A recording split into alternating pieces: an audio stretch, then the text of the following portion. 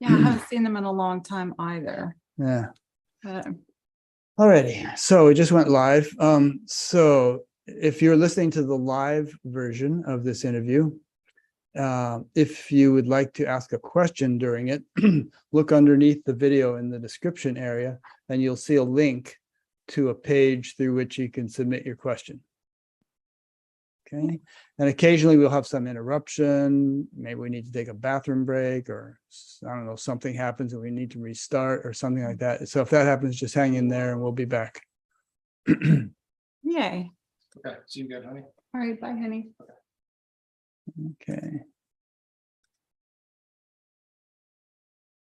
Okay, I think They probably need to say yes to that one too. yeah, I did. Okay, good. All right, here we go. Welcome to Buddha at the Gas Pump. My name is Rick Archer. Mhm. Buddha at the Gas Pump is an ongoing series of conversations with spiritually awakening people. We've done around 660 of them now. If this is new to you and you'd like to check out previous ones, go to batgap.com, BATGAP, and look under the past interviews menu. I say that to YouTube viewers because we've got it organized in several different ways on the Batgap website, which would be hard to organize on YouTube. I mean, you can do playlists, but this is, if you go there, you'll see, check out the past interviews menu. There's about 4 different ways that the interviews are organized. This program is made possible through the support of appreciative viewers and listeners. So if you appreciate it and would like to help support it, there are PayPal buttons on the site, and there's a page which explains alternatives to PayPal. And I also encourage you to subscribe to the YouTube channel if you wish, and also check out the menus on Batgap, because you'll find some things that I don't have time to go into right now.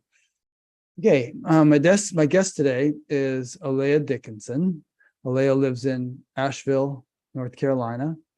And I first became aware of her because I'm on the mailing list for something called the Asheville Sangha, where they have little local meetings and things.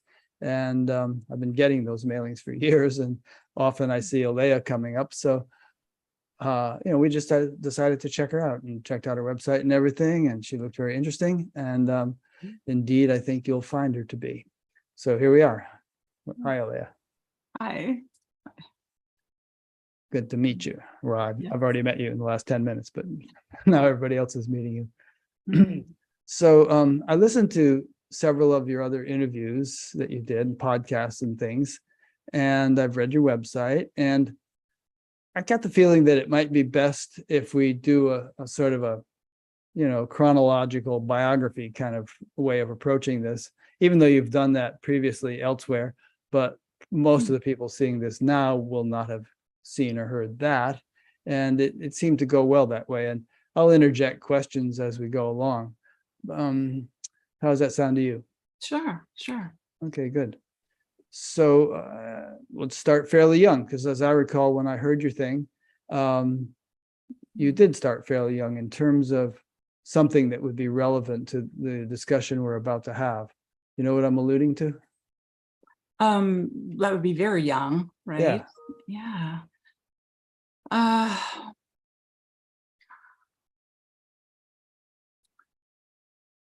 So, my earliest memory that I have is of this moment. And it's very simple. I mean, I couldn't have been more than, I had to be under 4 years old. I mean, 3, something like that.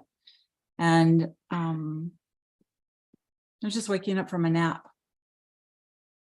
Yeah, and there was a awareness there that, like, all the colors were really bright. There was a fullness. There was an awareness of, I just couldn't describe it, actually. And it's really kind of hard to describe it now. Better would be as I got older, and how it just remained. It remained my strongest moment, a full moment. The moment felt as I got older, I was able to say that moment, that period after waking up from that nap was much later, as I was awake, and I was just awake. Parents could use this as an incentive to get the kids to take naps, you know? Right. You could write a children's Right. book. You should take your nap.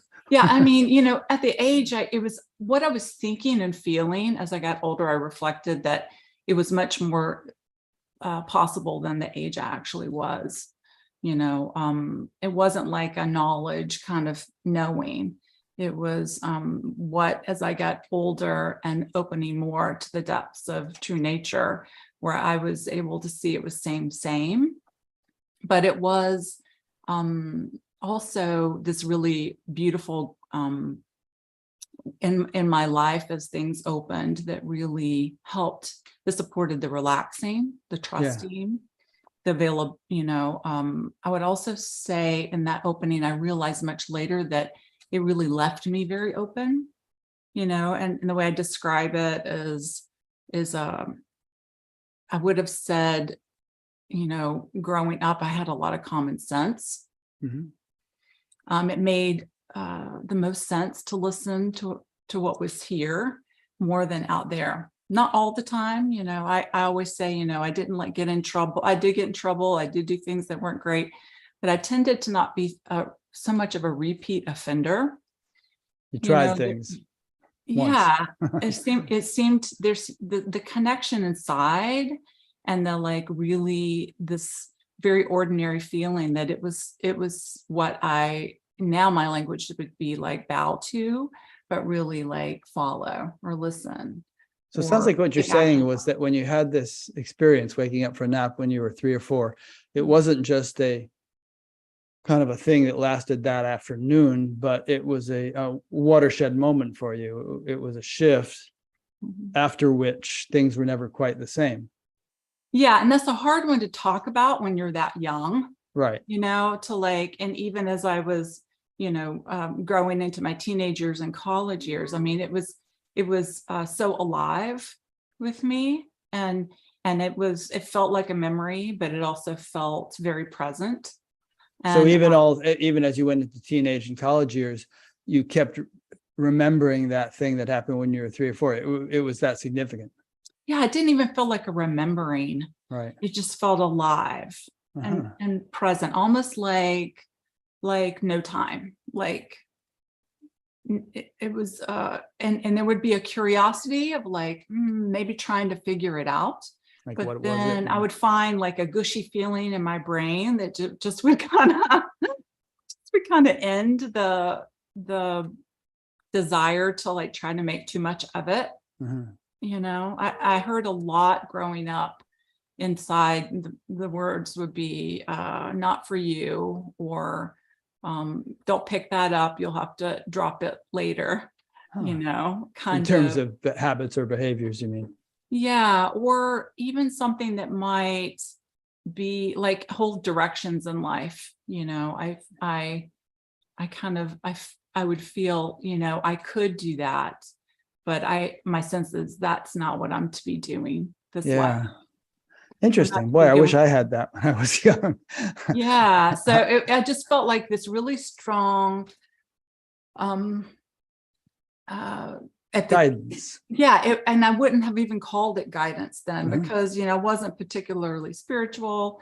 I did come from more of a traditional Christian background, but that it wasn't a very intense kind of background, where I was I did where I was my heart was deeply involved with it, so my heart was more just with what was arising in me, and that just felt like what I was to listen to. And I felt like it sounds like an intuitive sense woke up, an intuitive knowing. Yeah. And it felt very ordinary, very regular. I didn't talk about it to anybody.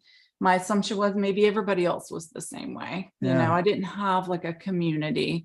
I didn't feel drawn into communities, even as I got into college, or in my 20s, I actually felt really drawn into life and to, lots of different experiences and, not really like ones that had to be like super dramatic in the dualistic sense, like to be rich or powerful or those things. But I felt like I really was like, what I would hear or feel is like, I want to experience life, like all the ordinariness of life.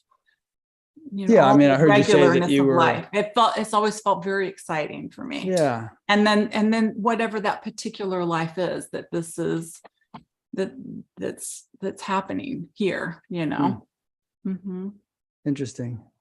Mm-hmm. It kind of reminds me of this guy I interviewed named Christian Sundberg, who a couple of years ago I interviewed him.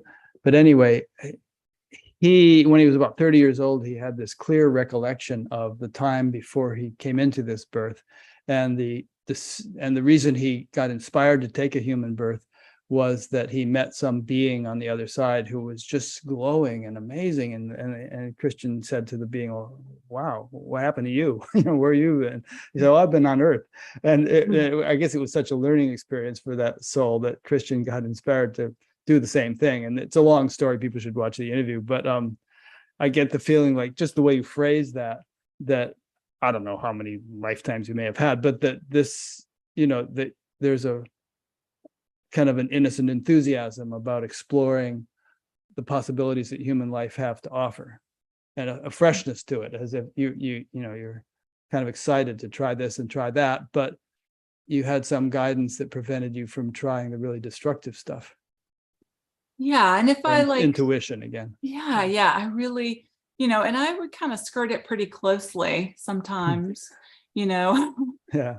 I mean, did you go through a teenage drug phase, for instance? No, I never really got Yeah. too involved with, but I might have like hung out in the scene or Right. knew people that were really struggling.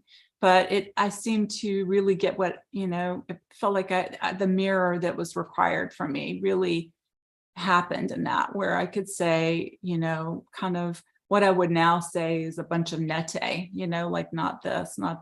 Yeah. But it was, not in a judgment way, just sort of like in a direction I was going in life. Yeah. Don't need to do that. Right. Yeah, kind of thing. That's good. Yeah, but an excitement to just be in life and experience life, like a deep joy, actually. Mm. And I, that's always here, of just like where, what else can be experienced, it's like the sense of, that being awake in the world, and this it's never been this flavor before, like the snowflake. Yeah, I know what you mean. Some people say that, joy or the expansion of happiness is the very purpose of life, and possibly even the purpose of the whole universe. That and we, as sense organs of the infinite, we're wired the same way God is, if you want to use the word God, and we take delight in the expansion of happiness, however we find it. Mm-hmm. And obviously all the spiritual traditions talk about where to find it and where not to find it, and things like that. And, yeah. So I don't come with a lot of spiritual traditions. Mm-hmm. I love that. It's not that I haven't picked up some things along the way. Right. And found that, like, sort of earlier on, not a service as a parent time has gone on, that it's becomes of service, but in a way that's. What's that you're saying? It becomes a service? Yeah, I don't know. You're like unknowing everything. Unknowing. Right? Okay. And then when you unknow it, or you're it's like the mountain, no mountain, and then the mountain. Right. Right. So it's like, right, when you unknow it, and then it appears again, right? And then it's like no longer separate. Huh. Okay, so let me try to interpret that. So what you're saying, I think, is that you go through stages where you disconnect from the conventional, habitual way of understanding or perceiving a thing into a kind of a more of an unknowing state, and then you reformulate into a more functional phase where you interact with the very same things, but from a different perspective. Is that what you were trying to say? Yeah, a word that I like to say is like the unmoved mover, Yeah. right? Mm-hmm. That makes sense. So it's like sometimes I'll explain, like, it may be not the mountain, but like I say, a blade of grass. So you have the word grass in your mind, right? And that's you knowing something. It really has its own mirage in there, right? Because you have a condition and you're going to, like, when you look at the grass, you're going to have this separate experience from it. But if you go through this like unknowing, right? Like, I don't really know that it's grass. Grass is a made up thing of the human condition. It's even called grass in our particular language, but not in another language. So it's like really fishy, with a whole bunch of holes right away. And then when you let go of that, and there's an energetic shift, right? A dissolution of the separation. And then you're energetically, it just naturally comes online, right? To have this direct experience with what's here. And if you don't know it's grass anymore, right? Then there's this oneness that comes online, and maybe not even that. I always feel like saying oneness is a little too much too, right? We have to let that one go also, right? But then there's this unknowing of it, and then that unknowingness, and then the word grass can come back, and it's not a problem. Yeah, and it would be a Right. problem if it didn't, because you have to function in life, and you have to. Right. So that's the embodiment part, right? That's Right. the joy. But it's like if you don't ever inquire into like what's going on there, you really don't get to have the direct experience of what's actually here. Yeah. Right. You don't get to like, it's the destruction of it before that whatever you've learned can be at service. Right. Because mine will be at service to separation very easily. Right. It's just kind of natural. It's like seems like the most primary energy that it just does it. But as soon as you inquire, mind just reorients to presence, right? Into the primal energy that's direct, right? That's direct without the middleman, right? Or without this strange like experience we have, psychological experience of separation. So have you found yourself doing that over and over and over again over the years, with this, or, okay, now I'm doing it with a cup, now I'm doing it with a cow, or has it been more of like just all in one fell swoop, reset, pushing the reset button and then coming back into life? Yeah, that's a very good question. I would say it's all of those things. Okay. Right. So both and maybe. Yeah, it's like not one thing or the other. And sometimes it's objects, like kind of, all curiosity coming up and this feeling of separation. But and also different qualities to it at different times of my life, and how I was functioning. Right. So as I've gotten older, inquiry has I'd say words like deepened. I don't want to make too much about that, but I would say early on the questions, like as a child, it would be like sort of I would see my environment and just have this sense that this isn't the way it's supposed to be. Yeah. Right. That's sort of like was the initial stuff that was coming on. It was just like the insides of like this sort of what I wasn't seeing in the mirror, what I wasn't seeing in the world was not reflecting what was here. So there was like this fishiness and this just kind of not rightness. And then once I got in high school, it became pretty painful. Mm-hmm. There were specific things that were going on in my life that were really becoming very acute with that story. Like, this is not the way it should be. And I had a few people that mirrored some things to me, like a school counselor and an aunt that's not really your aunt, but you call aunt, you know. Yeah, like they And do in she just- India. Yeah, and she just Auntie, everybody's an auntie. yeah, but she was just the one that would come in and be like, you are beautiful, and your heart is good, and you know, your insides know what's true for you, you know. And she just lived that way too. So I was very blessed to like have that mirror and go, this is what's true. And you know, I became very tuned in to that kind of life force energy. Yeah. More and more so. And I guess that's part of the nete, not this, not that too, of like where going into something and just, it really became that simple, I would say, energetically. I didn't experience a lot of this as very complicated. It just was sort of like a feeling of openness or life force or aliveness, Yeah. like closed energy, and kind of being like a bee to flower in that respect. Do you know what I mean? Like being drawn more and more to those. And it wasn't necessarily going a spiritual path. It was, you know, I loved horses and animals that had so much life and light because it wasn't functioning from separation. Animals became a very important part of my growing up, you know, because and you told me earlier that you have 5 dogs even now. Yeah. And growing up, it was like being with animals. I spent most of my time after school, all those things. So it was where I could be in unconditional love, right? Yeah. With the unconditioned. And then when I got older, it started coming in other ways. Like when I would start having relationships and maybe do something where my actions hurt them.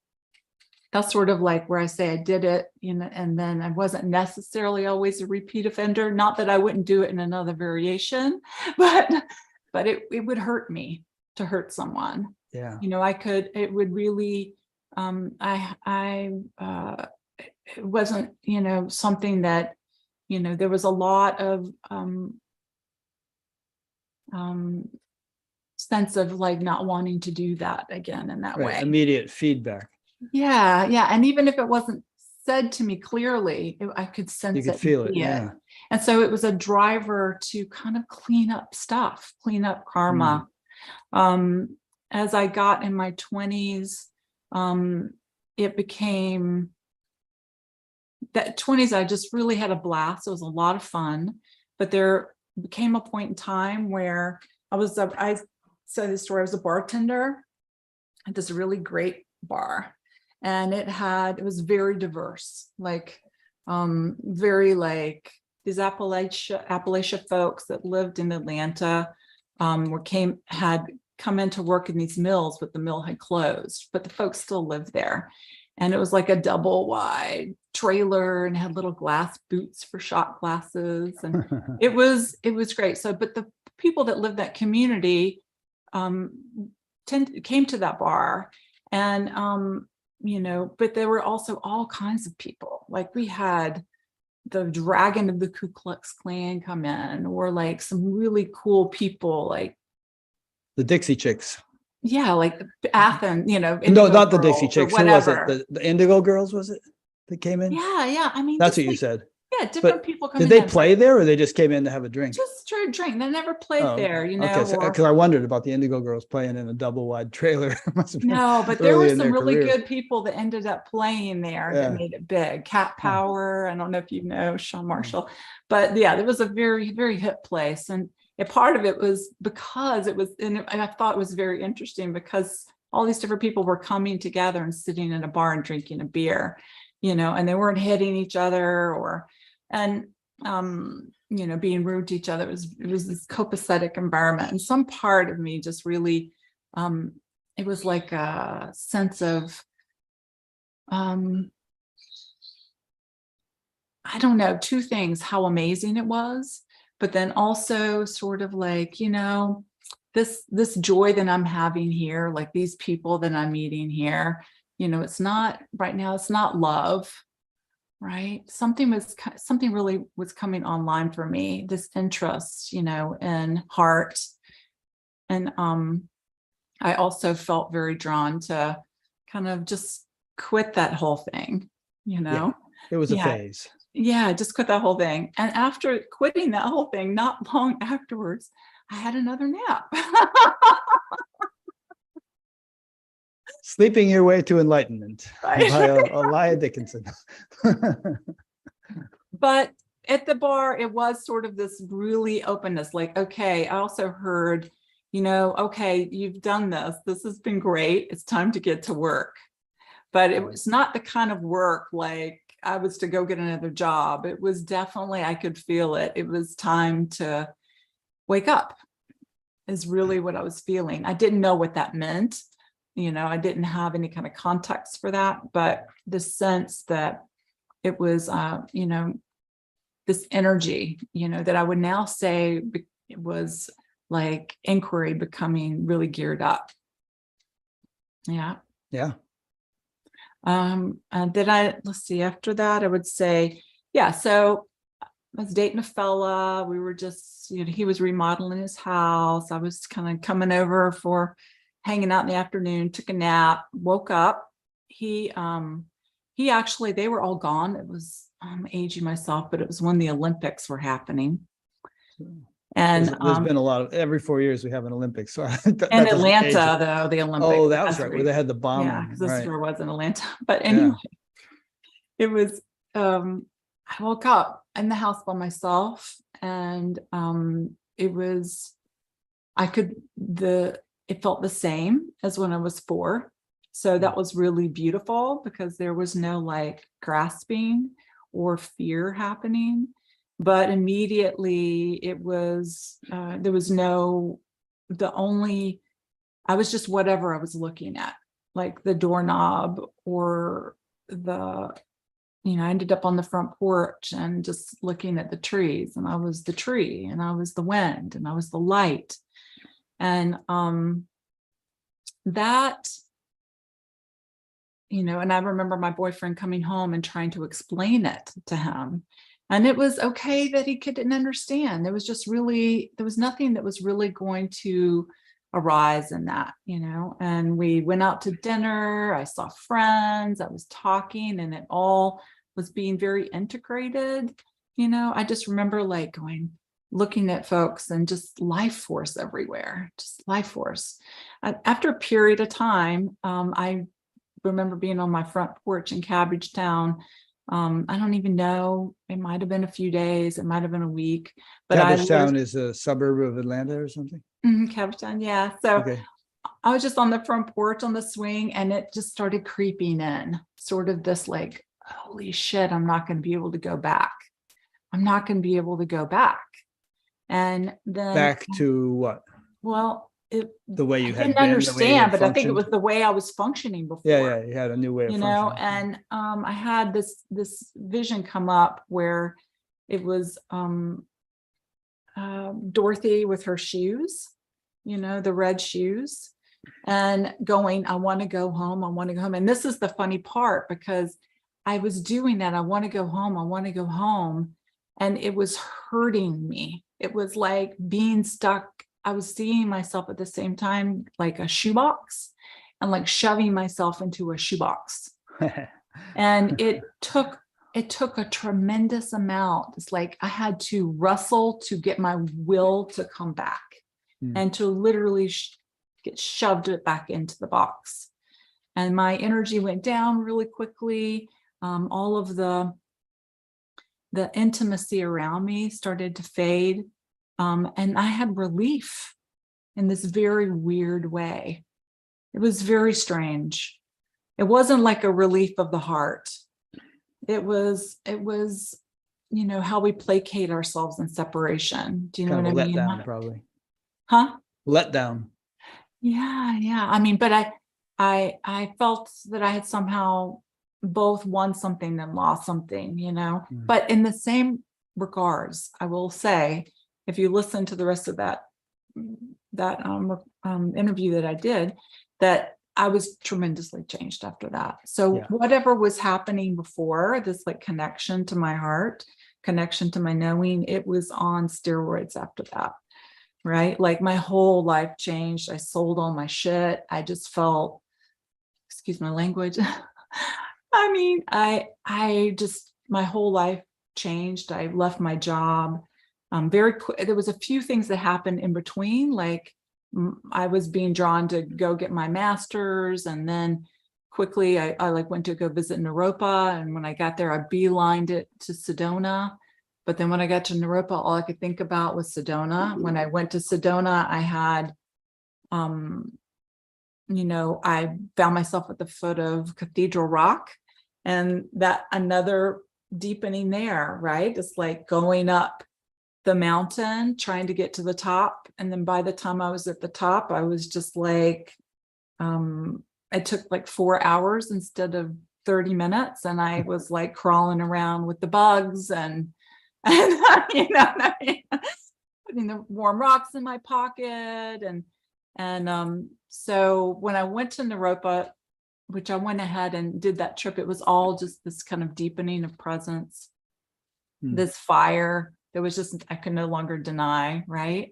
And so, you know, yeah, so it just continued, right? It just continued. We can, you let me know where you'd like for me to go. Oh, sure. Well, I guess for some reason, when you told that story about getting back in the box, it reminded me of a cat we used to have who loved to get in boxes, which cats love to do. But one time we had this really small box that was like half, you know, only half the size of the cat. And the cat must have tried for an hour to get into this box. You know, it was kind of putting its front end in, but the back end wouldn't fit, put its back end in, but the front end wouldn't fit. And it was going on, it was hilarious. Yes. We should have filmed it. But that's it's a good metaphor, I think, for what people sometimes try to do when they find themselves suddenly in a much vaster orientation than they're accustomed to. It's like I had a spiritual teacher who used to tell this story about this guy who lived in a hut, and someone told him, see that big castle over there? That's your true home. You can leave this hut and go to that castle. So he starts out and going toward the castle, but then there's this fear that comes up. Oh, wait a minute. I don't know. Maybe it's not really my castle. And I better get back to my hut where I'm used to it, where I feel secure, you know? Yes, yes. So there's this syndrome that I think a lot of people go through. I've been dealing with a friend who's been going through that, and, you know, the fear of the unboundedness that's dawning in her awareness, or if you want to phrase it that way, and like holding on for dear life. And I think she's finally made the shift and is just surrendered into that, and finds that she can function. The castle is better than the hut. She can function a whole lot better, you know, in this vaster state. Yeah, it is. It's like an apparent transition or deepening, right? Of like this small, narrow way of functioning, right? And it releasing, right? Or dissolving.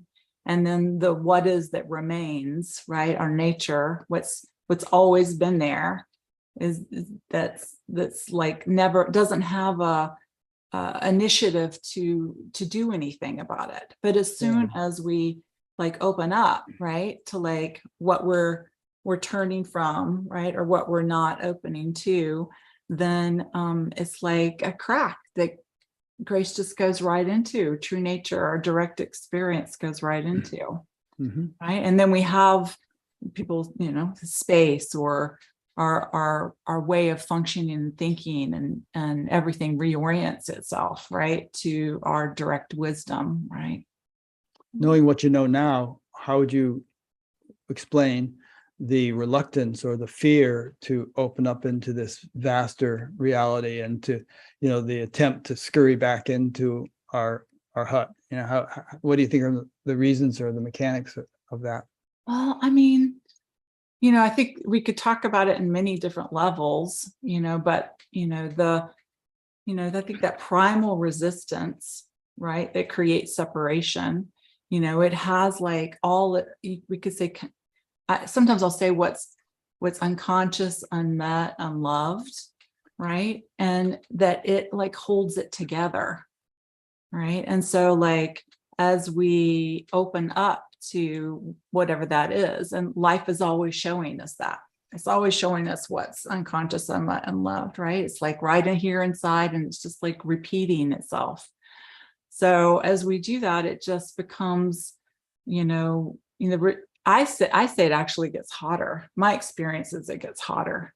Like Hotter? You mean like temperature hot? What do you? temperature hot, energetic hot, fear hot, the whole thing, can be, because what it is, it's going more from this experience of being able to point it outside of yourself and say that person did it or that's over there. When you start feeling it, it becomes very present, right? And it becomes a direct experience. And then that kind of hotness is very different when you're not looking outside anymore, and it becomes very present. There's less, the psychological story is less acute. You're not like talking about a particular situation anymore. You're really just feeling the energy that's prior to anger, the energy that's prior to jealousy, right? And so this sort of,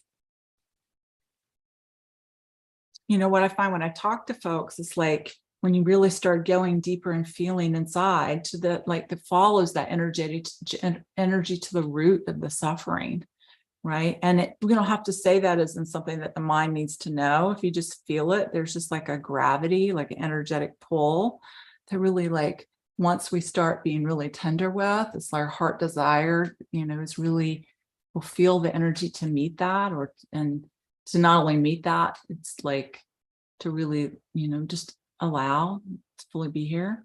But it also tends to get us closer to that primary, really core energy of separation, which means death to ego, right? And we perceive it as death, and our body kind of perceives it as death, and we have a confusion about it, and in the way we function from in separation, because we're not really, in that fear, we're not really in connection with our energy and like our unconditional ever, the love, right? The unconditional love and unconditional. So that whole moving in it's like what's required to come home, but it also is full of where you start going, death, or I'm getting, this has to go, or none, you know what I mean? It's like, what was I doing? Now I'm seeing that it's like,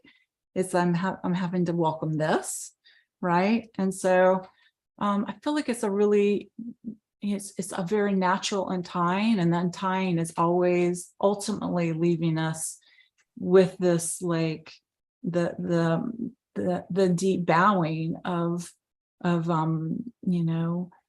ending everything that we had that held together, right? The pain and suffering, and then the confusion develop, turning into the experience of this and that, right? Of you're over there and I'm over here, and we're separate beings, and I'm all alone, right? Which is real. That's the real trauma of our condition, the suffering of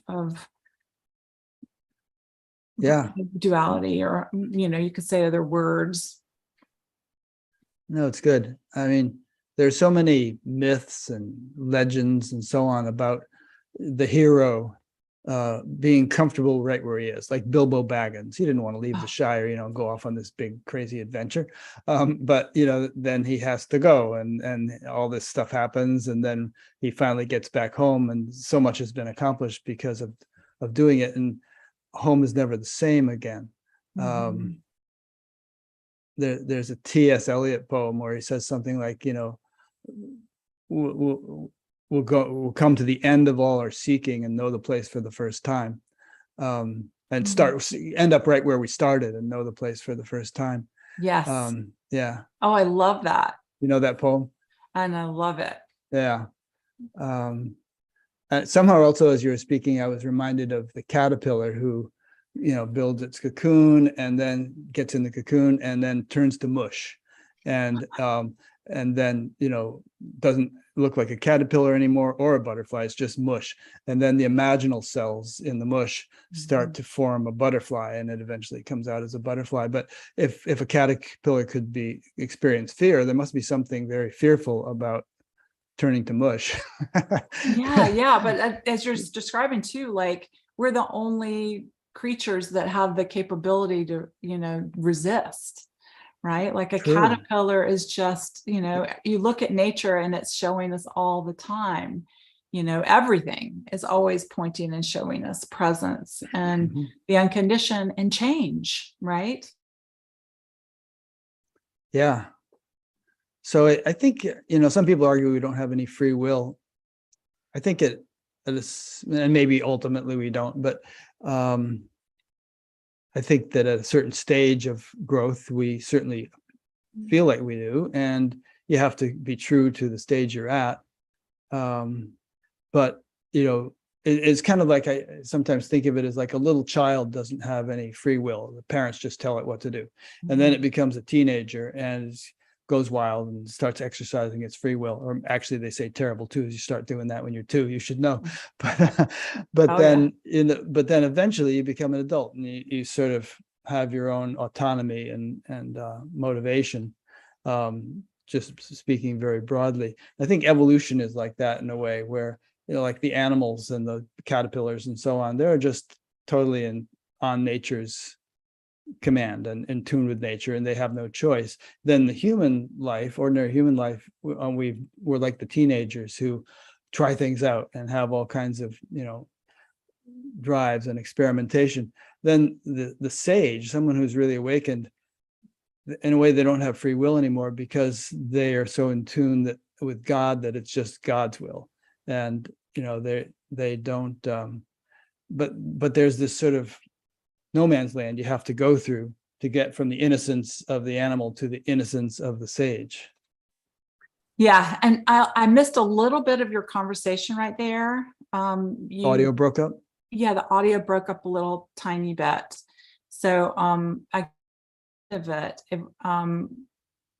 But yes, and you're kind of saying more about like how we were talking about with the leaf of with the grass, the like knowing it and then not, you know what I mean, not knowing it, and then and you're talking about this live wisdom that comes online, right? Yeah, I think that's a good connection. So there's just this disassembling phase that we have to go through before everything can be reassembled in a better way. And I actually think the whole society is going to go through that and is already beginning to disassemble more and more rapidly now. And we're going to see a lot more of it in the coming years. And hopefully on the other side, there'll be a reassembly into something much better. Yeah, that's an interesting word, reassembly. What do you mean by that? Well, I don't know, like the caterpillar, it has to turn to mush before it can become a butterfly. It can't just go straight from caterpillar to butterfly. And, some would argue, and in fact, I did a whole interview with a guy named Dwayne Elgin a few months ago, where he felt that there was, and many traditional cultures have felt that there's going to be this breakdown or disintegration of all the tried and true and trusted systems and structures. Because they just wouldn't fit in a more enlightened age. And so they're going to have to crumble somehow. And then hopefully we'll, rise out of that into a very different way of doing things. And we do tend to see it here and there around us, things just, the old ways are not working. And the reason I bring this up is I think that patterns repeat themselves on different levels.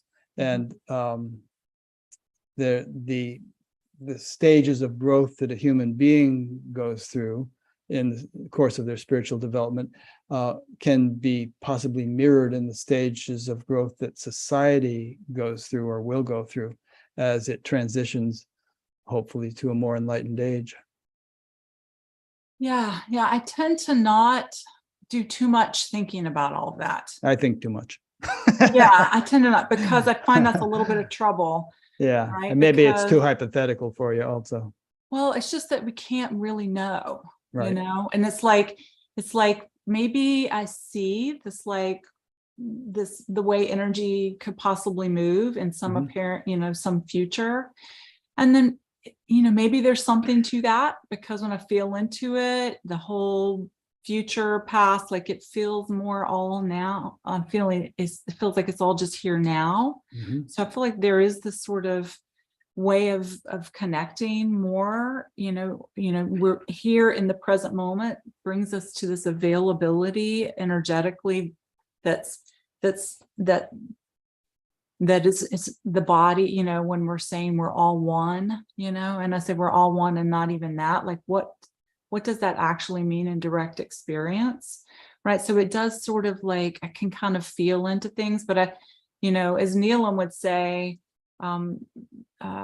that's, or Adia would say this to me too in a different way, that it's just, it's a lot of trouble, to like do too much there, right? Because really what serves all of that is here, really. And like, how can we be truly of service? And my own inquiry, every time I went in that way, it's always been my greatest service is to wake up, right? And it's to wake up, and then I don't know how service here will move and be, because the deeper I open to that, then, it really is the equalizer of like what, and kind of what you name this whole show about Buddha at the gas pump, right? That is that equalizing, right?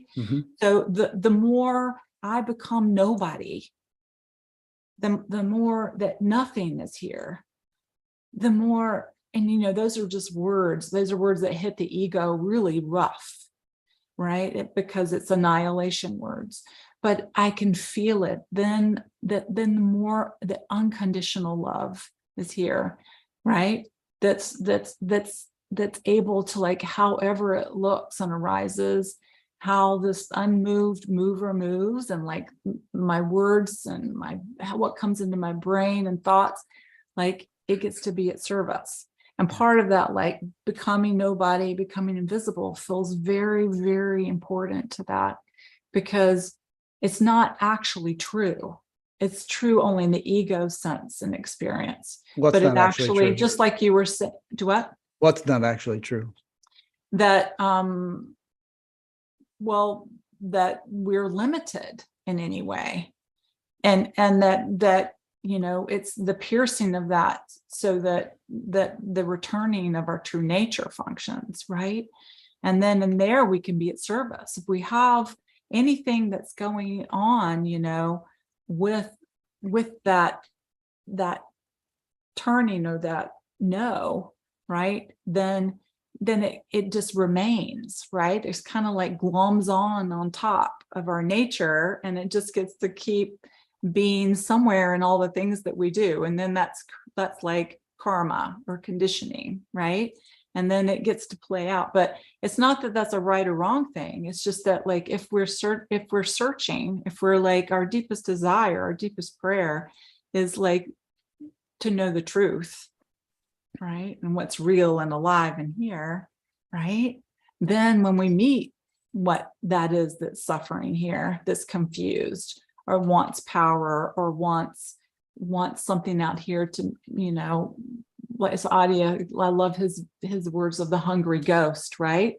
Just never ending, right? We transform all of that energy into no longer, trying to derive our energy from the other, which is this like illusionary dynamic, right? And then we find that all the energy is already here, full and complete. It's where the unconditioned lives, it's where we're out of, right? Yeah. I was having a conversation with a friend last night, and he was telling me that Ananda Maima used to say that the best thing you can do for the world is just to, wake up yourself. And she didn't put a lot of emphasis on doing anything more than that. And then we were contrasting that with somebody like Amma, if you know Amma, who, just inaugurated the biggest private hospital in India, 2,600 beds, and has all these orphanages, schools, and all this stuff that she's been doing all these years. So, and, my conclusion was that different people have different roles to play, and you can't say one is better than the other. Everybody's wired differently, including saints, and highly enlightened beings. Some of them may live in a cave and you never heard of them. Others are like world famous, but they're each doing exactly what they're supposed to do. And I don't know if that pertains directly to your point, but it's Yeah, I think what you're talking about is like, maybe if we say the result, right? Or it's always happening anyway, right? Like Yeah. but yeah, absolutely. Good. Well, I'm glad you mentioned Neelam and Adya, because they've probably been your two biggest teachers, and we haven't really talked much about them yet. So perhaps you'd like to talk about your relationship with them, how you met them, what effect they had on you, and stuff like that. And I've interviewed them both multiple times.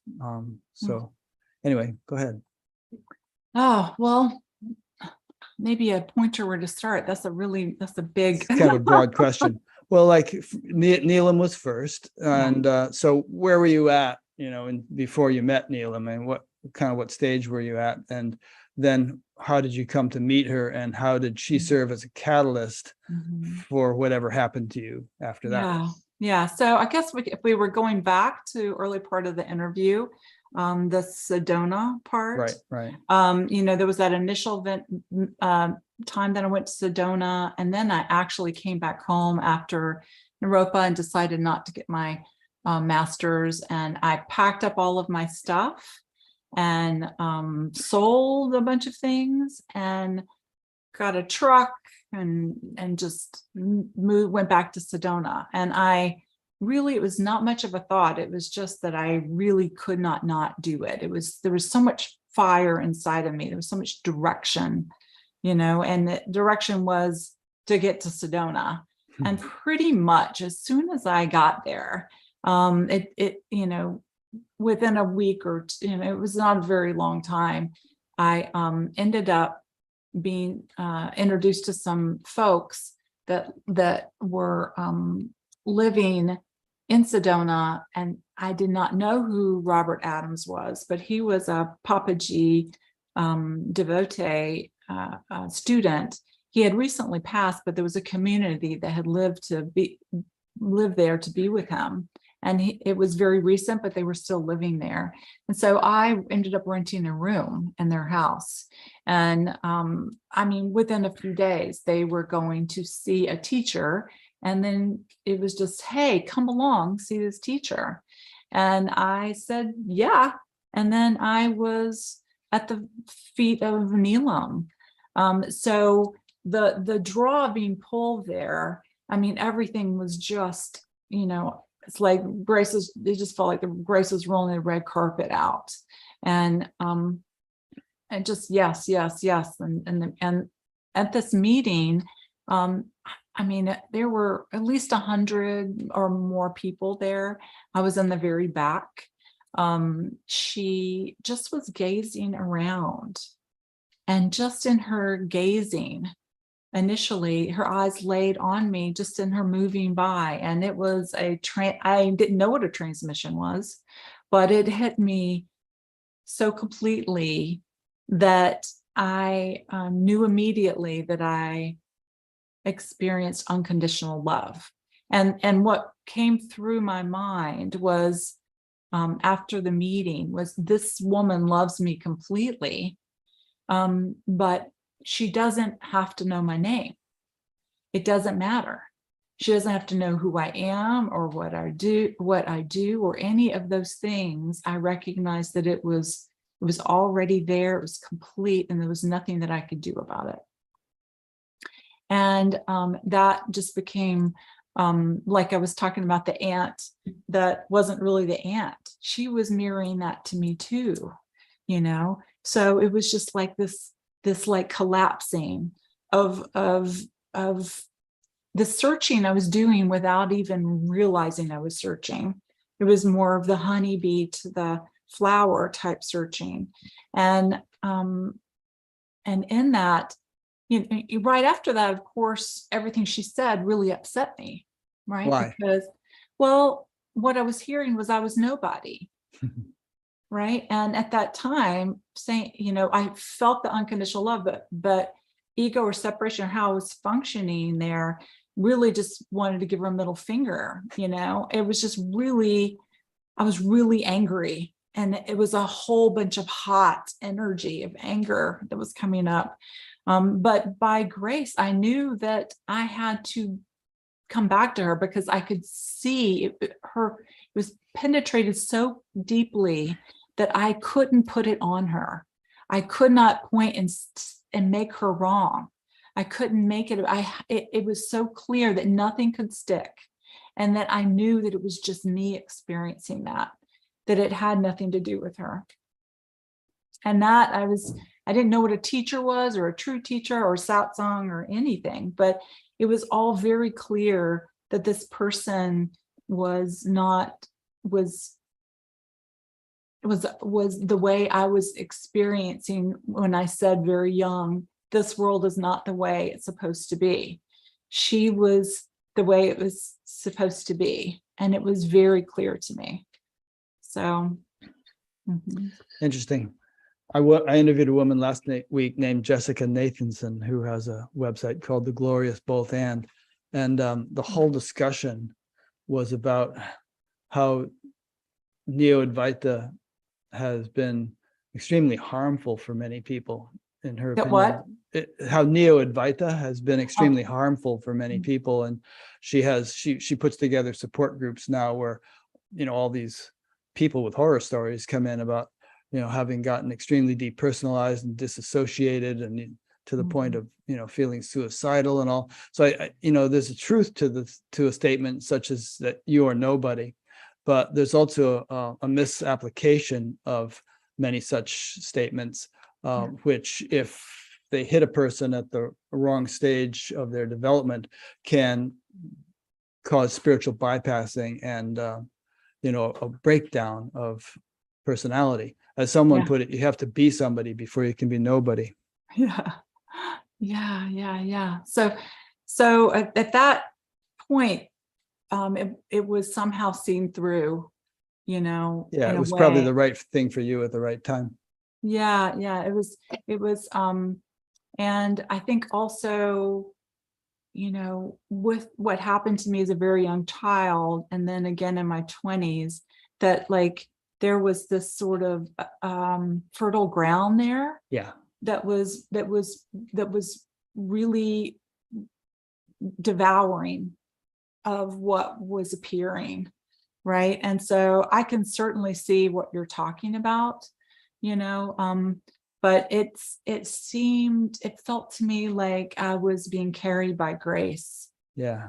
Like I felt very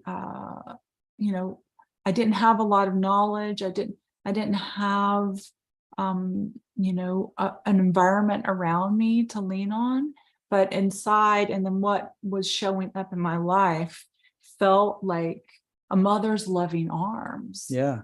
No, I'm not in any way discounting your experience. Yeah. It just seems like you were a target that was ready to hit with that particular. Yeah, I was No. right. Yeah. And then and I have noticed that too within my own, the way teaching has appeared here, like teaching wasn't something I chose to do. It just ended up kept being asked of me, later down the road.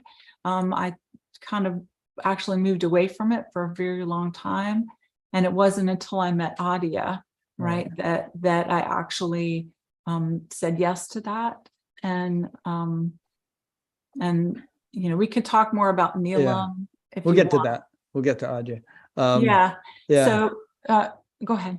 No, you go ahead. So you had that meeting, and then I guess it took a while before you really reconnected with Neelam, as I understand it. Yeah, I mean, we weren't ever living in the same place, Right. really. So she came to Sedona, and then it really, when I ended up in Boulder, which took a couple of years, that she was traveling up there fairly often. So I would get to see her, maybe a handful of times while I was there. But it was sitting with her and just really cooking, is what I say. I sat in the back. I didn't ask her questions, but I always was feeling the same energy. There was jealousy. Why? Because there was some story going on that she was higher and I was lower. So you're jealous of her, like envious of her state or something? It was just there. Yeah. Like, and I it wasn't like I was spending too much time thinking about it. It was just like energetically feeling it. And it was feeling very, very hot. And I would just sit there and almost sweat, right? There were other things, but a lot of what she was saying, right? It was pointing to the ego's destruction, and just her transmission was pointing to ego's destruction. And so there was just like this wrestling that was happening with that. And I came to understand and feel it. Every person that spoke with her, and I had a lot of anxiety around talking in front of people. I always struggled with that. I was always the person in the back, very quiet in that regard. It was not like a super, as people would say, a confident person to like express. But, what the gift of that was, is I found everybody that was talking was, even if their story wasn't exactly the same as my story, that I was able to see their suffering was the same as my suffering. And so there was this deepening that started happening of like experiencing the other as my very self, in her, even though I was having so much energy that I wasn't able to get up there and speak with her. And then eventually I did have some like private meetings with her. And I like to say this because if you are into my style of teaching, I don't really teach like that at all. Like, I mean, I'm very interactive. People come up into what they call the hot seat. There's a lot of go back and forth. I really break out of that role of somebody sitting down and listening to the teacher talk to them. I am very interested in very quickly teacher within speaking, right? And then really bowing to that and leaning into like what's arising, and I can shut up, right? Like I'm happy to do that. I think that's and then to no longer be required is like as quickly as possible. That's kind of my motto, So did you ever meet my old friend Phil Hirschhorn when you were with Neelam? No. He's a big Neelam fan. We've known each other for a long time. No, I have my friend Life. I met through Neelam. We're still good friends. Pamela Wilson. Oh, Pamela, sure. We're connected. I met Nirmala briefly. Right. Once, but we didn't really get to spend much time together. Just curious. Yeah. It's like this big loosely knit family, Yeah, exactly. Yeah. Okay. So let's see. I want to make sure. Well, I guess I would say at the end of that part, it was like there was one woman in a particular satsang that was asking her, or why are you up there teaching? What gives you the right to teach? And she proceeded to talk about Papaji, and in her story about Papaji, or that she was responding about it, I don't even remember the words so much, but when she spoke about Papaji, this love that just appeared, so the transmission. And then she had a tear that came out of her eye. And that tear, I just fell into the tear. And then as the tear went down her face, and I was the tear, then all of me started bowing to Neelam. It was like a foom, foom, foom. And it was just a woof, down. And not only down, it was a down to her, it was a down to Papaji, it was a down to Ramana, down to Buddha, down to Jesus, and all. It was just boom. And at the end of that meeting, it was all I could do. I just basically crawled to her feet. Literally? Literally. Huh. And put my hand down, and she just started patting my head.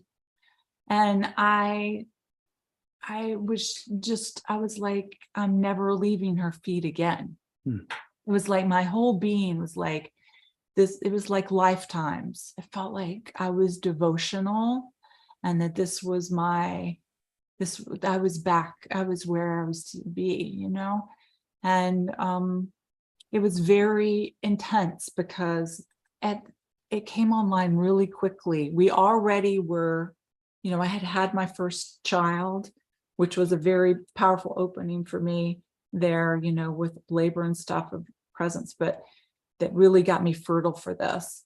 And, but we were already had tickets bought. We were already moving somewhere else. And it was happening within a week or two. And I was sitting there going, I could see my whole family going away. I could see it all ending and being at her feet. And it all came back to me in a big whoosh. And it wasn't like there was anything wrong with that. What happened was, and what I heard was, this is not your lifetime. This is not what happens this lifetime. This lifetime, you're in the world, and you're gonna go, and I could feel the excitement of being in the world and being in life. And so it was both this deep relief in a way that I cannot describe, and then without remorse or regret, getting up and moving, leaving, right? Mm-hmm. Yeah, that's good. Mm-hmm.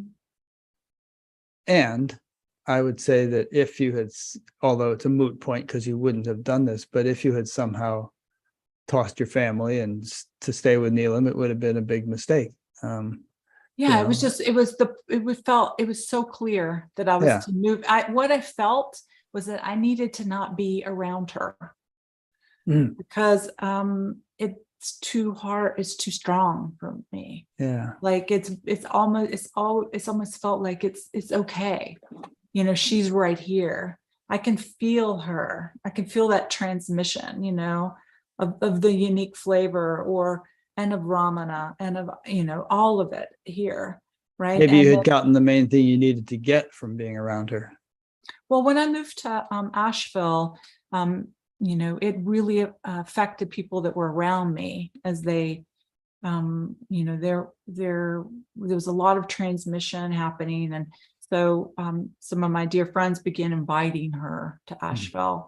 So she came, and she had some health issues and wasn't able to travel after a period of time, but she she has this sensitivity to electrical fields and stuff. Yeah. And so, but prior to that, she came, and it was beautiful. And then when we couldn't meet anymore, there were letters, or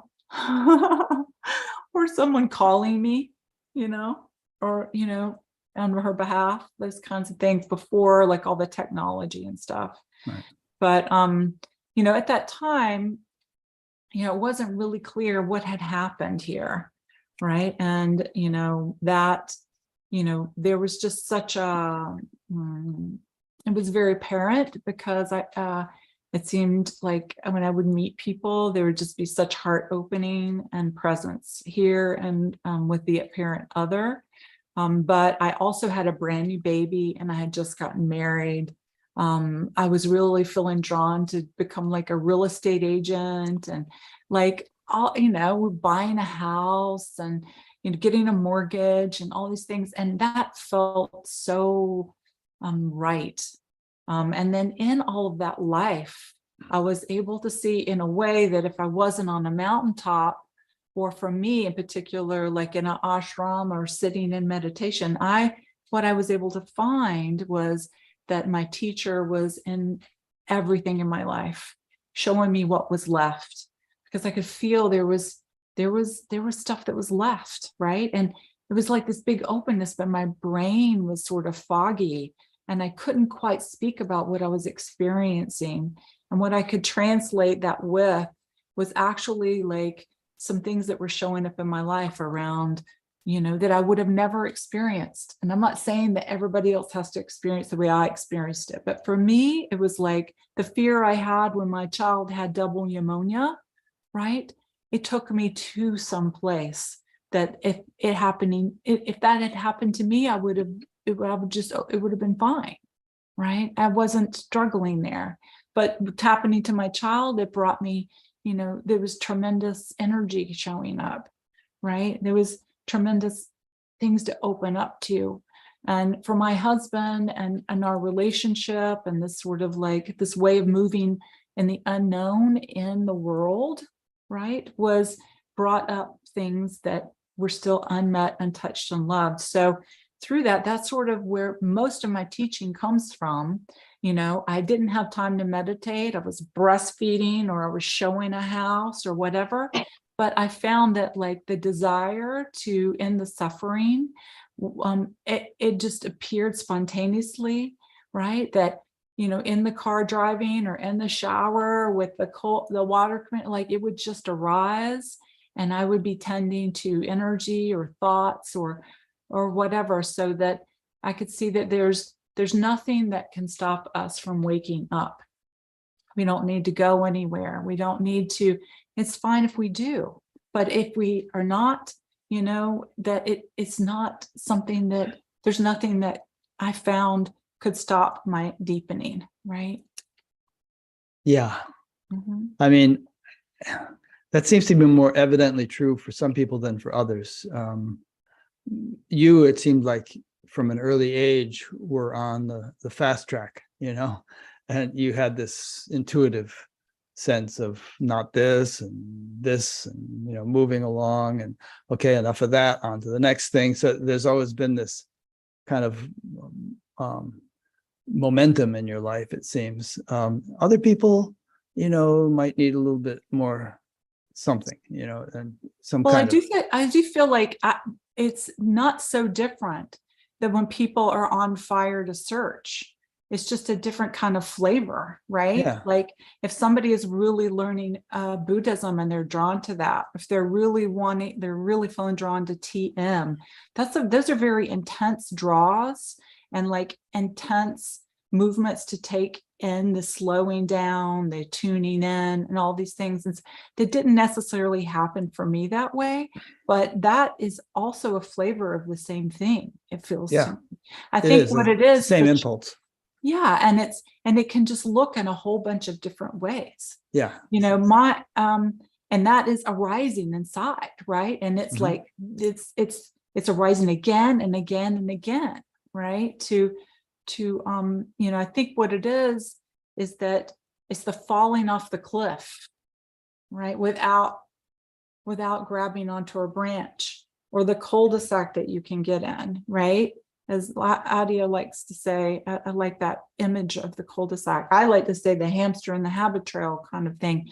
But, anywhere I could have said no, right? And it would have changed, like, right? I could have, and so it was the opening and the bowing, like anything that we do, we have to let go of it. No matter what structure it is, what religion it is ultimately, or it's like, not that the greatest gift can't be found in those, but we have to, like, there's this moving out of the functioning of the ego and the observer observing it.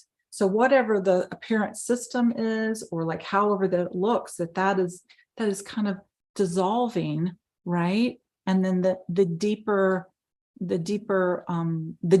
gift becomes available to us, right? This direct life force of our being, right? That ends separation. And I think, that is, what I usually say to folks, and this is how it would show up for me, is like, what is your deepest prayer, right? Not your ego's prayer. What is your deepest prayer? And that lining up with this alive energy, right?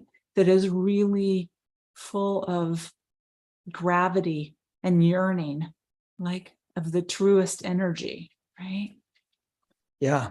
Mm-hmm. The force of evolution is a powerful thing. And I think it's a motivating force for the whole universe. And in people, it sometimes shows up as a little faint flicker, and other times as like this roaring, force that can't be denied. And in your case, I think if you said you could have said no at any time, I don't know how long you would have been able to stick to that. No. Yeah, I don't think I would have very long, but you know, it's very mysterious, right? And if we're looking, it's like there's no way for us to actually know how all this is going down. Right. Like everything gets really fishy when we start making things higher or lower or better than, or you know, if I feel into it, you know, everything starts to get very infinite and spacious.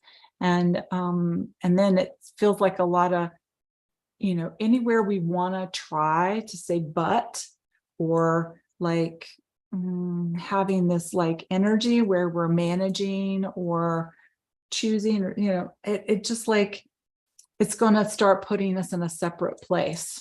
Do you know what I'm saying? Yeah.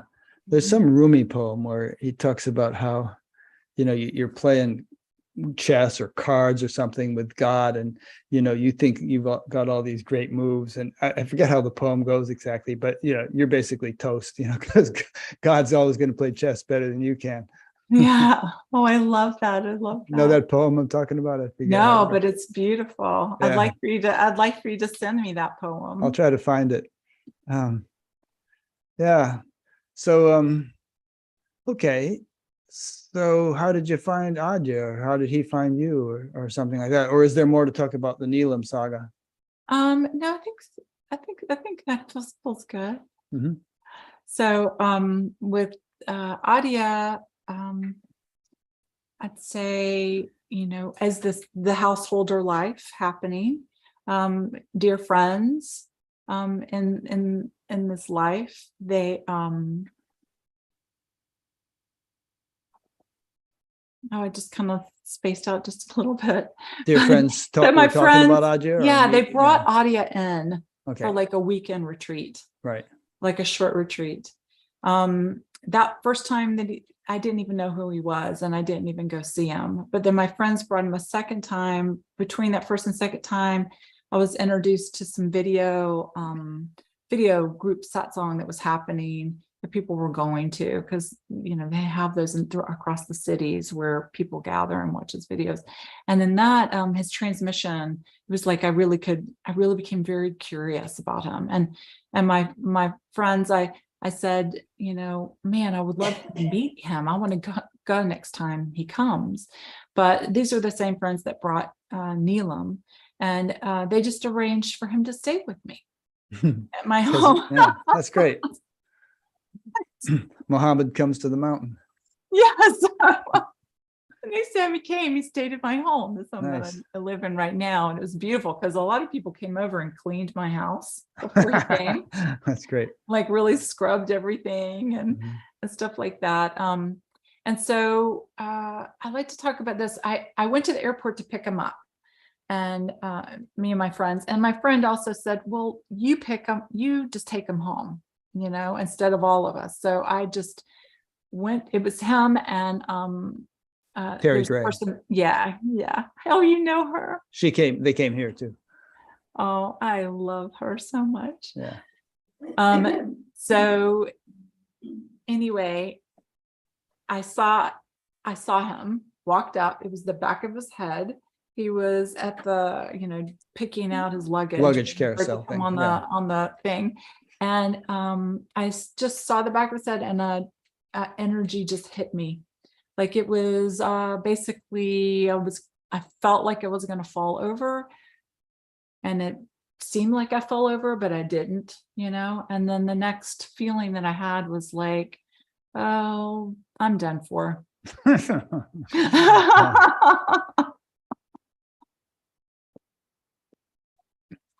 Like I'm done for. And so, you know, that proceeded to kind of untie over the next period of time, but leaving from the airport and just, you know, driving home, I mean, just the energy it was all I could do to just, you know, drive the car, you know. And then I could just feel everything, just it was all taken care of, this untying, you know, whatever it was that was remaining here. And then him staying with us, we we ended up having some great conversations, really mostly a lot of silliness. We're very silly together. But at the end of towards the end of the trip, we went out to dinner after one of the meetings. He and I ended up getting out of the car and going to the restaurant, and we were on our own. I think Terry was with us too. And I told him, I was like, folks keep asking me to teach. It had been going on like almost for 10 years. And it was happening more. Like folks were really like wanting to come to my house, and people had been coming to my house for quite a while. And then most of these were these really close friends, right? That were bringing Adya. And he said, if people are asking to talk. I said, well, I feel like there's still a veil. It feels like I can see through it, but I can still feel it on my face. I said, I feel like there's just something still here. And he said, just if people ask you to talk. And so that just opening and me just saying yes to that, my intention of saying no was really, I didn't want to do anything that could hurt anyone, right? And a lot of it was just, it just said that, that integrity was really important, right? And that it also later down the road in our conversations that he had a similar style as me. It's like if his teachings went away tomorrow, that would be fine, right? And so for me, it's never been my greatest desire to be a teacher. And for me, being a teacher only appears as it appears, and then it's not appearing. And for most of this, I've been a householder and a mother and a volleyball mom and a ballet, whatever. And I'm just those things. So it appears as teacher just when it appears. And so, but he said that that's that can be a very good recipe, right? Because there's not that extra having to, I don't know. No, it's a good point. I respect you for that, and the fact that you took, it's actually formally part of some traditions that, even after a profound awakening, you're supposed to wait 10 years before you teach. And perhaps more people should do that. And I've heard stories of people being in an Adya retreat or some such place and saying, to their friend, well, I can't wait to wake up so I can quit my day job and become a teacher, Right. Well, then you just know there's something going on, right? It's like, wrong motivation. Right. Is the invisibility there, right? Is the full nobody there, right? So, if it doesn't, then it's gonna like come out in the teachings, right? It's gonna it's gonna karmically show up there because there hasn't been the whole nete, right? And so, just in case people don't know, this phrase neti means not that. It's a traditional teaching phrase in Vedanta. Anyway, just in case nobody knows what that phrase, somebody doesn't know what that phrase is. I'm not even, that transmission is alive in me, but I don't necessarily even know a lot of the words. I've never really even studied it. It has, I have whatever, how this functions, and then that transmission of Neelam, that transmission of audio, definitely I feel that. But I also feel like when I'm drawn to, just like I see audio, this passion of like being drawn to a teaching and reading about someone, or I love Hafiz, especially the Sufi poet, and it becomes the teacher, the poet. There's a collapse, right? And then all of a sudden it feels like I wrote the poetry, and it's not the small me, right? It's the time collapses, and the transmission is this alive gift, right? That's our very nature, right? And so when we get really uncomplicated with it and out of how our mind wants to like move into separation, that really this alive direct transmission that is really always ready to permeate, through the illusion of separation, that it's working in everything, right? And that, a tree, you can feel a tree, and a tree is inside and then outside. That's so easy, right? Or a baby in his eyes, right? Or a dog and its smile, right? It's like it just ends. The separation is so automatic, right? It's just when there's trouble, right? When you get the mirror and then something happens here. And then that's something that happens here, then that's the gift. That's grace. That's like where we go right into that. It's the separation and the way we function in the turning and saying no, that's perpetuating it, right? Not allowing the healing to happen, the returning. In case anybody wonders about this transmission thing, there really is something to it. And simple metaphor would be like, candles, where you light somebody else's candle and then they can light somebody else's candle, and the flame doesn't necessarily diminish as it goes from candle to candle. In fact, it could get even brighter if it's a bigger candle. So there's definitely a phenomenon that's been going on in many traditions for a long, long time. And there's no reason why it can't be going on now, with mothers in North Carolina. Yeah, actually. And transmission, like two people laughing really hard, it's Mhm. transmission. Right? Yeah. It's infectious. It's alive, right? Yeah. It's full, it's complete, right? I remember seeing. Go You ahead. can't hold on to your name, you can't hold on to your job or your position, or right, and you're laughing really hard, it all goes away. Yeah. Nice. Yeah. So when you're actually teaching, and you teach fairly often. I often get these emails from the Asheville Sangha. What happens actually? What do you do in there in the room, and what kind of experiences do people have? And do you feel that the people who are coming to your satsangs, that pretty good percentage of them actually undergo significant shifts? And do they have do those shifts abide in some way, or do they just kind of get high off the meeting and go home and nothing much has changed? And what kind of feedback are you getting from people, and so on? Well, I initially I'll just respond to similar to what I said in the part of our conversation earlier. So I think there's probably a little bit of all of it, right? Mhm. Because as people are searching, they're sort of, in all. They're all over the map. Right. They're like, some of them are ripe, some of them are just becoming like interested in and being drawn to something that's mirroring back clearly. Right. So, I have this feeling of like, it's all welcome. Right. So I have at retreats, and very often there's quite a lot of people who have never been to retreat or know anything about inquiry. Right. Mhm. And along with people who have been in Sangha quite a long time. And I think the beauty I see is that it's all over the place. Like people that have never had experience, they're having these deep awakenings, right? And then there's also this like, this sort of like gradual awakening. I saw Gangaji once, and I heard her, and maybe you've heard her with this story, is she said, some people are like sticks. No, some people are like paper. They catch fire really quick. Some people are like sticks. They catch fire pretty quick. And then some people are like rocks. And you put them on the fire and they'll burn up too.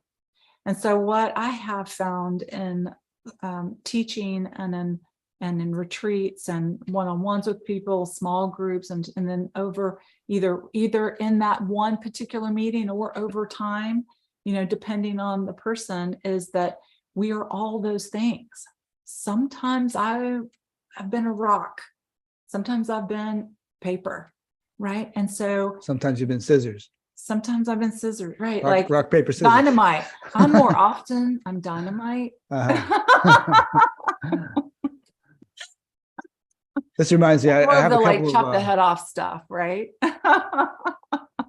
Yeah, well, for one thing, it reminds me of Christ's parable of the sower, where the man, you were a Christian, you remember this, where the man throws a bunch of seeds out, and some of it falls on rocky soil, nothing much happens with it. Some of it falls on fertile soil and it sprouts up really quick, but the fertile soil is shallow, and so it doesn't flourish. And others fall on fertile soil that's deep, and so it continues to grow. And so there's all kinds of degrees of receptivity in any audience. Oh, I love that word. Different degrees of receptivity. That's really beautiful. Yeah. That has the transmission of that is really beautiful. different degree, if you were to feel the energy prior, because your brain is deciding to use those words describing an energy prior, and that energy that I feel, it's broader than what our words can describe, but that's where your awakening is my awakening, right? Like your way of saying it, I could never say it quite like that. So I just got like this awakening from that transmission, those words. You're saying things well. I have a couple of Nisargadatta quotes that have been on my mind lately, and I want to read them to you and see what you think about them. And the first one relates to what we were just saying, I think, which is this. He said, "You seem to want instant insight, forgetting that instant is always preceded by a long preparation. The fruit falls suddenly, but the ripening takes time." Well, so this is how I interpret that. This may just be one flavor of it. It's like when you have an awakening, right? There tends to be immediately a grasping afterwards, right? And so then if there's not a grasping, right? And you know what I found in inquiry with that is like, I use this imagery of like a room that's dark, and you don't know what you're looking at inside the room, but the awakening is the light that goes on, and that you see what's inside the room. And saying the abiding, non-abiding state, the light goes off again. But now you know, even though it's dark, you know what's inside the room. Do you see what I'm saying? Yeah, you can't forget it. And not only can't forget it, it's not even a can't forget it, it's alive inside you. Yeah. So it's like whatever that is, it will show up as when it's required, it will show up. And then not only that, I feel like a lot of times what happens after that, and this kind of describes sort of a deepening or a fuller embodiment of what you awaken to, is that you may find a situation or something that is making whatever you've woken up to turn into words and action, right? And so then it's kind of fully experienced in the mind, or used through voice or through movement in the body. There ends up being this kind of deeper grokking, or this deeper embodiment of the and that, you know, apparent time, right? And that may happen immediately and may happen incrementally. You know, it's very mysterious, but that we're always guided, protected, supported, and loved, right? And that it all is just, everything is just untying. And in a way, because our nature has no interest, if there isn't resistance to it, there's no interest in maintaining it, right? It takes a whole lot of energy to maintain separation, right? Yeah. One idea that came to mind as you were saying that, and I think this is maybe what you actually intended to say, which is that something can happen, like you're meeting with Neelam, or something, that experience you had when you were 3 or 4, you know, with the waking up from a nap, or various things that people have. And even though, you know, we move on and get involved in other things, it's like kind of a ticking time bomb or something, that there's something has been planted, which is fructifying, which is, you know, working away within us, and eventually will kind of come out on the surface, or blossom into some effect or some realization. So like if a person thinks, for instance, that, I remember I had this great spiritual experience 5 years ago and I kind of missed that. That's still in you. I mean, it's still there, and it's doing its thing, you know, it's cooking along. I love it. The word cooking along. I use those kind of words a lot. I like to use the word simmering, but cooking along is feels really good too.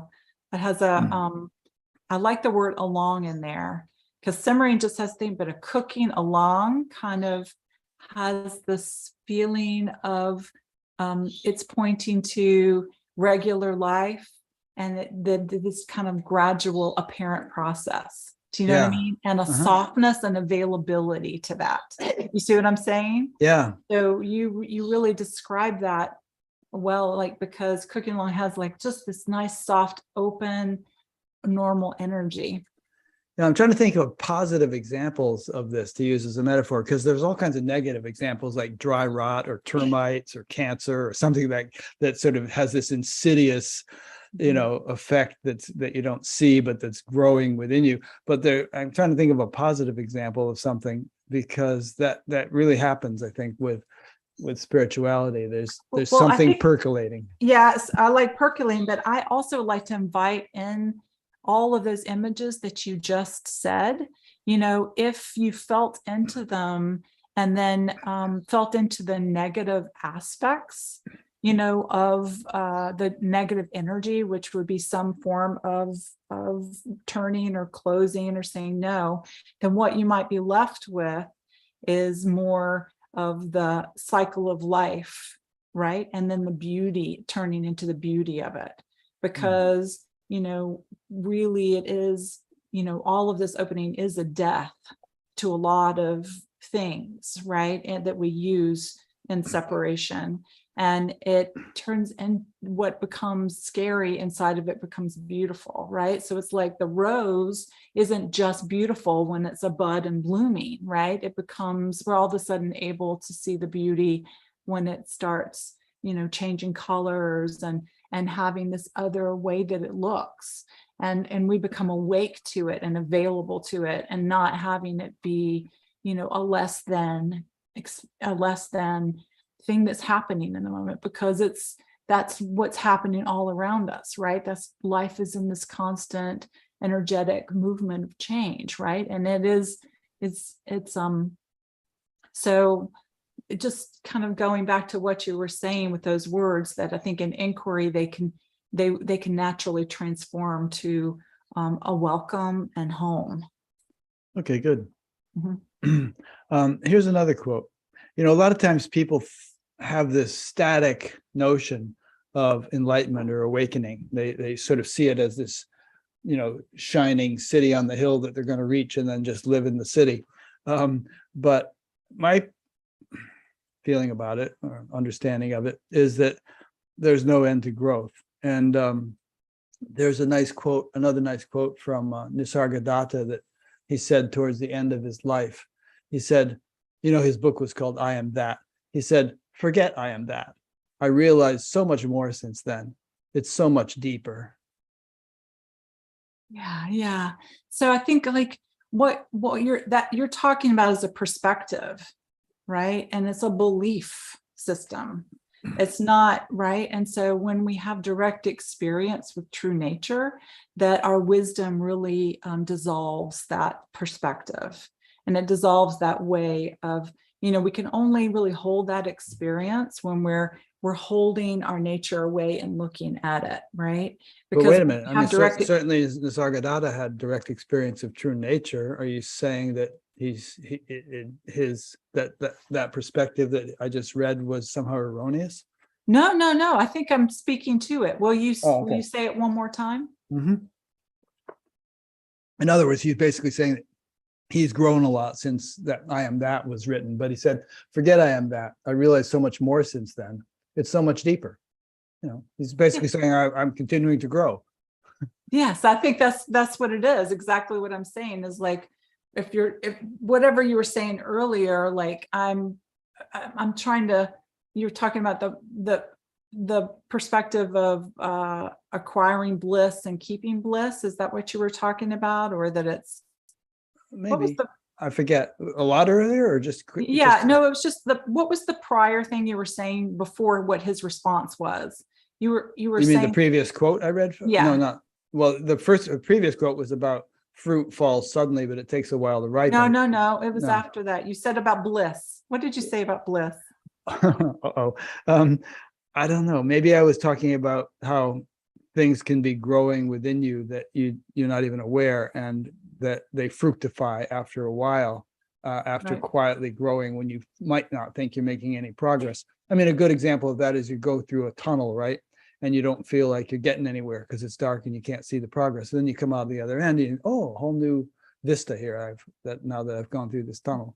Yeah. So I guess what I would just say to that last thing that we're talking about is that my own direct experience is that there doesn't seem to be any ending. Right. And it doesn't seem to be any bottom, right? There's no place that we land, and that I'm constantly being humbled, or it's really not even humbleness anymore. I've tossed the humbleness out, but there was a lot of humbleness of like feeling like, oh, I had this where I could kind of have this phantom limb feeling, of like how I experienced it or saw it. And then all of a sudden I'm having this whole new type of experiencing something, or energetic experiencing. And then the words maybe deepening would be applicable to that. But as I've felt into it over and over again, and I say that I do not see there's any ending to that. I cannot wake up to everything, right? I cannot wake up to all of life. I have this particular life. I will see things on TV. It'll rise up here and waking up to it. But, I'm not going to have every experience in life. So your awakening is my awakening, right? And that's this deepening here. And then also, like my father passing away, this was way after meeting Adia, but there was things that arose there that couldn't happen prior. And I find that still is happening. The main thing is, it's not that waking up is being separate from life. It's just that there's nobody there to say no. You know what I mean? So there's still things, unraveling here, and who knows how that goes. And that's life, right? And so, there's an opening to what is, and then the heart is like, oh, you say, my heart can't open in this. Well, then check it out. See if that's really true. Yeah. Right. And then that is the deepening, right? Of like, That's good. I guess the reason I bring it up is that, I think it's important to have a fairly clear understanding of the nature of the path, and for various reasons. I mean, it can be a danger to oneself to feel that one has reached some kind of endpoint and is impeccable and incapable of making mistakes. And I've actually heard people say that, and then they make huge mistakes. We have to bring the sword out for that, right? Yeah, so that's a danger. And it's also kind of a pitfall for students sometimes if they emulate a teacher to the point where they consider them infallible, and then all kinds of Well, I talked to Adia about that. I was asking, and he's like, and you can't really stop people from doing that, right? It's like you can't stop, if you were to ask him, and also I feel the same way. It's like the word teacher doesn't really resonate for me. It's maybe closer to friend. And I feel like, but I could show up that way if it's helpful, right? But then, my deepest desire is for you to find teacher alive and well and complete within you, right? So I generally, like, we've done a lot of talking today, and I haven't really I usually start engaging the other person and talking a lot less. And then I sit back and listen to teacher talk, right? So that's my preference for us to engage in a way where you can have your own, whatever it is that's going on, that then I can be supporting, right? Or I can be, to this tenderness that's here, to where there's this, like, what's arising to open to. And then you get to, instead of just hearing about it, you can have your own direct experience, and we can ask the questions. I feel like that is the like the greatest service that I can give, right? Sure. Well, if I came to one of your satsangs, but this is an interview of you, and I talk too much. I'm constantly being told I talk too much. Well, you asked me what my satsangs were like, right? Oh yes, right. That's what they're like. Okay. So I want to kind of try to give a flavor of that. Yeah. Oh, that's good. So you mean you have just given us a flavor of that by describing it, right? Is that what you're saying? Well, I mean, how could you do it by describing it? It's very weird. Yeah. You know what I mean? It's not quite, it's still a bit intellectual, right? And not in direct experience. So it's like, I'm not, So there we are with that. Yeah.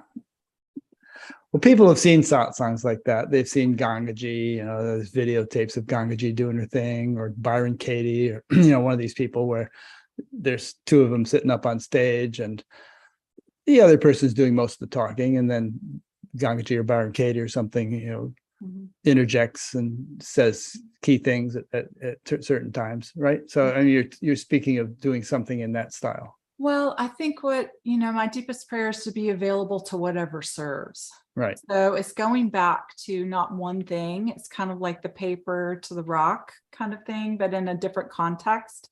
That sometimes it seems for someone, it seems like what their deepest desire is to have a deep drink, to really open up to the ground of their being. And that there's something that's really at service for them.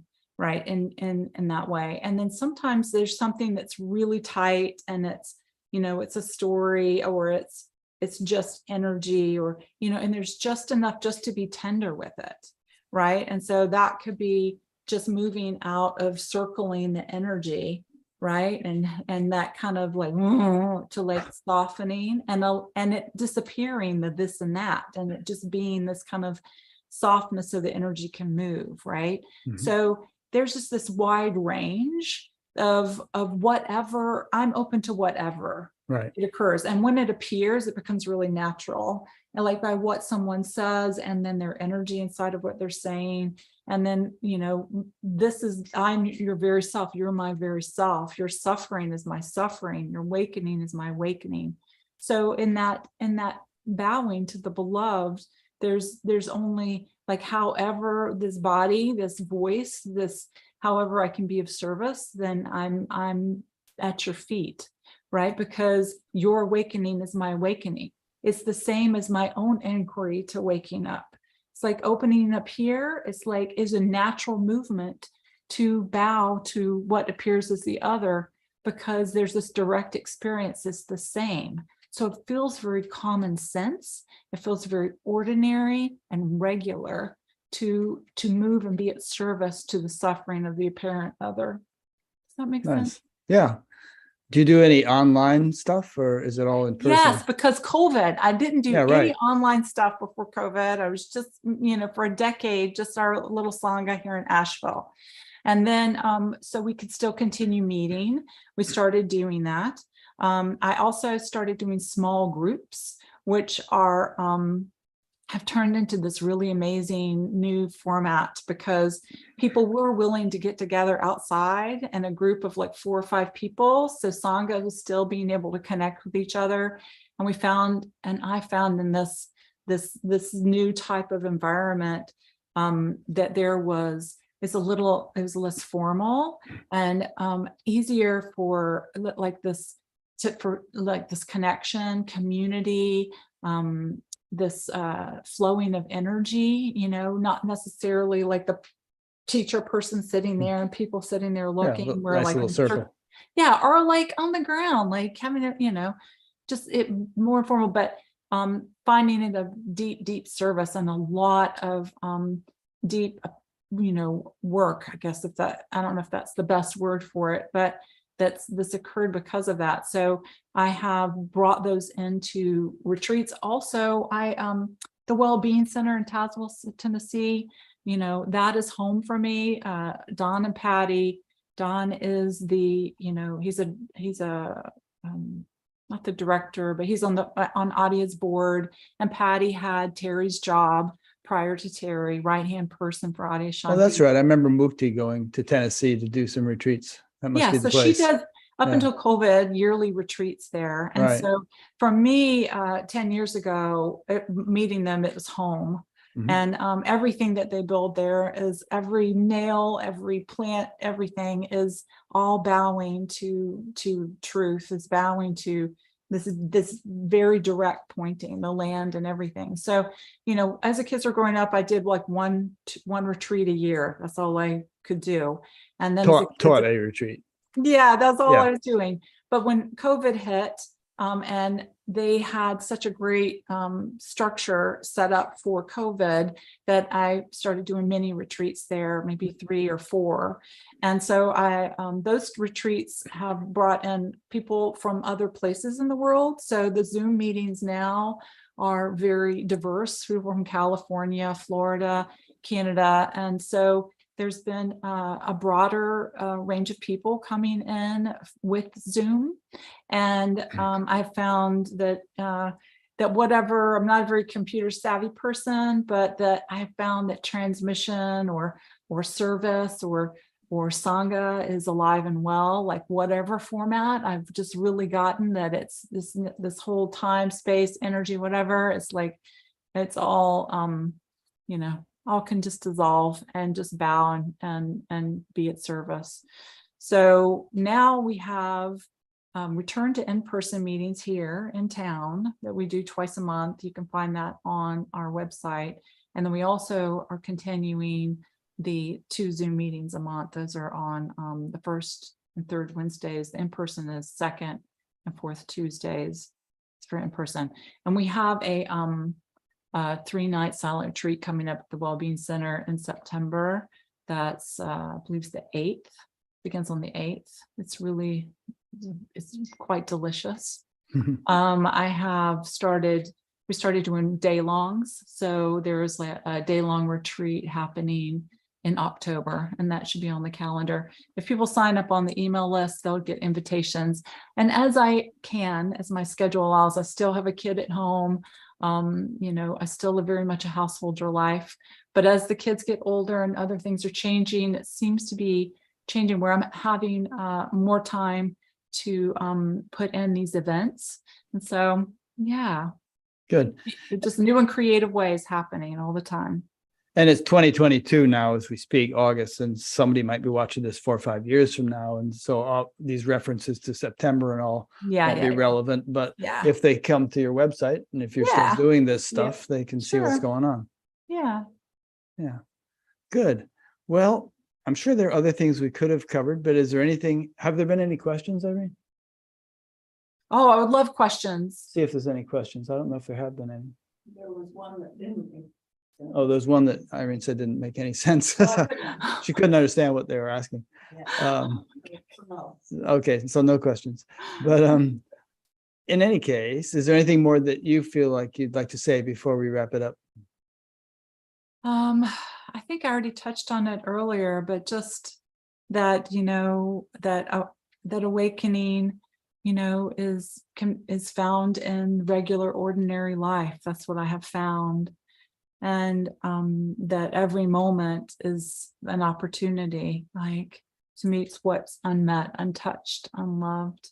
Yeah. And that anything that these all the ordinary moments in life are pointing us home, and then just however that is showing up here is the invitation. Mm-hmm. Yeah, I mean, one way of putting it is that awakening is not, or at least should not be, extraordinary. It should be normal and ordinary and everyone's birthright and something that everyone grows into in the normal course of a human lifetime. And what a different world we would have if that were the norm.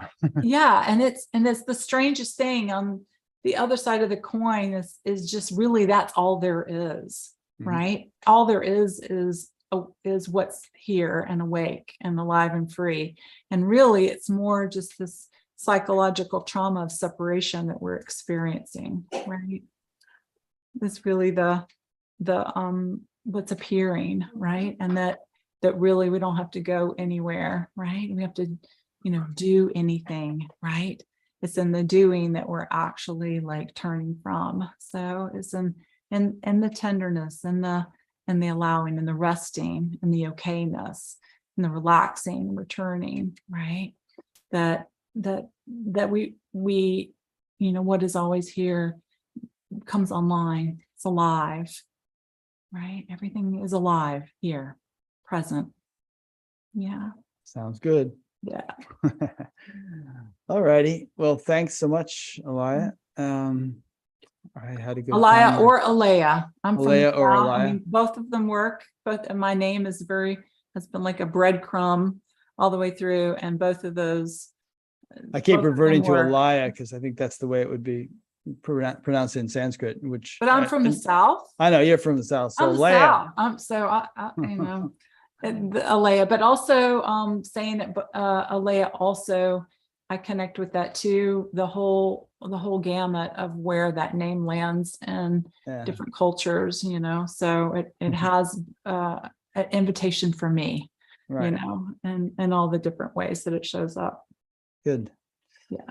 Okay. Well, anyway, thanks to you, and thanks to those who have been listening or watching. And if you want to see who we have scheduled coming up, go to batgap.com and look at the upcoming interviews page. And if you want to find out more about Alaya, she'll have a page on batgap.com where I'll have links to anything she wants me to put, probably just mainly to her website. And from, you can go there and then sign up for her email list and see what she's got planned and tune into her Zoom sessions and everything else. Yeah. Yes, my beloved, I am at your feet. Great. So thanks a lot. I'll talk to you later. Yes. Bye. Bye. Before you hang up, I have these friends who, let me just stop this. Hang on a second here.